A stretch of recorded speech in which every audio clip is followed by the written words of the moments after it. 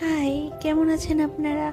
আজ আমি গেছিলাম আমার বোনের সাথে বোনের স্কুলে ওর অ্যাডমিট কার্ড নিতে। কিছুদিন পরই তো মাধ্যমিক। অ্যাডমিট কার্ড নেওয়ার পর ওর যে স্কুলে পরীক্ষা পড়েছে সেই স্কুলের উদ্দেশ্যে বেরিয়ে গেলাম। স্কুলটা ছিল অনেক দূরে, তো পরীক্ষা দিতে যেতে খুবই প্রবলেম হবে বোঝা যাচ্ছে।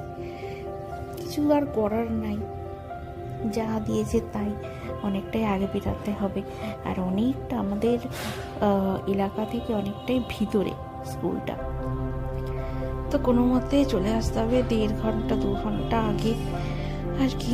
এই 7টা দিনের ব্যাপার, কিন্তু এই 7টা দিনই সব থেকে ইম্পর্টেন্ট 7টা দিন। তো স্কুল, এটা এই যেটা দেখতে পাচ্ছেন এটা হচ্ছে ওর স্কুল। এই স্কুলটা পড়েছে ওর মাধ্যমিকের সিট।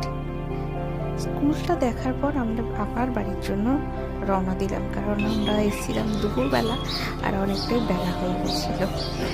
আর এই মহারানী রাগ করে আমার থেকে অনেক দূরে দূরে চলছিল। 4টে কুকুর।